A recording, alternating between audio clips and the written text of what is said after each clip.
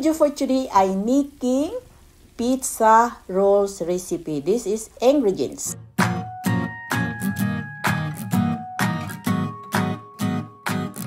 I'm going to make pizza noodles. So, gumamit lang tayong 1 kilo na flour. And then, sugar and salt. And do this. Ayan.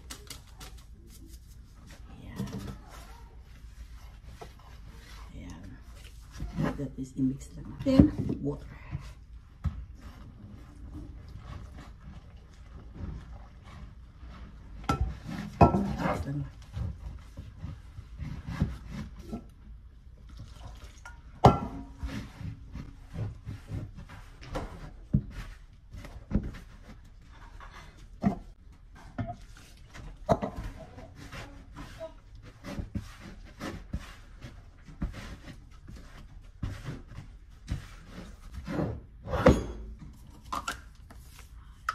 And oil. Oy.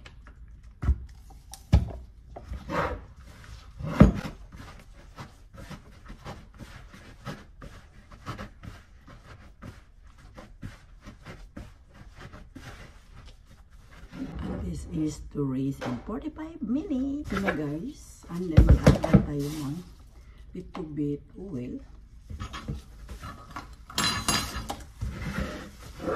And then cover this. And let to raise in 45. Mga gijing ginamit natin guys, cut small bite sausage and tomato paste and cheese, and this is before and after, is double size already. And then gumamit tayo ng wooden roll to make it flat into our pizza roll guys. This is easy, quick and easy recipe to make your family happy. So this is it guys. Gumamit lang akong baking sheet and nag-additional akong flour para hindi siya didikit yung ano natin, yung dough. And then I make it a little bit small hole sa dough ko para medyo maano siya, yung moist niya sa ilalim ma-absorb.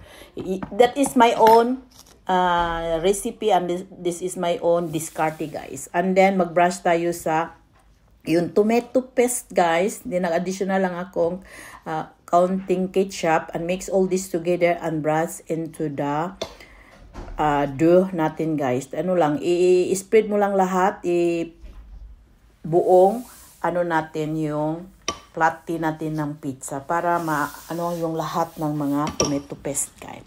And then ito na siya guys. And gumamit akong small bite na sausage na sa inyo kung anong gamitin ninyo. Ito yung Abelya balls, kaya itong ginagamit ko guys. At nasa sa inyo kung anong gusto nyo. Pwede yung lagyan ng vegetable or anything or any additional na masarap kainin nyo. Ito lang napaka-quick and easy recipe. So that is it guys. Spread ko lahat and to make it happy. And that is the next we're going to do. Gumamit lang ako na cheese na yung ano na, yung malapad, hindi yung nakaraspi. So, ito na siya, guys. Yung ketchup and bite sausage. And then, nag-add lang ako siya ng cheese. To make it everyone happy. Ano lang, scattered mo lang on the top of the sausage para medyo masarap naman. Pag mag-melt na yung, ano, yung cheese, masarap siya kakainin. So, that is it, guys. And then, tuloy-tuloy lang ang paggawa natin sa ano natin, yung cheese. So, if this is done na, ito na, natapos na, gawin natin, i-roll natin. Kaya, ang pangalan nito is pizza roll. I-roll na natin. Ang unang kong ginawa dyan, yung baking sheet, nilagyan ko siya ng flour para hindi didikit yung dough natin. And then, roll tight. It's like to make it lumpia.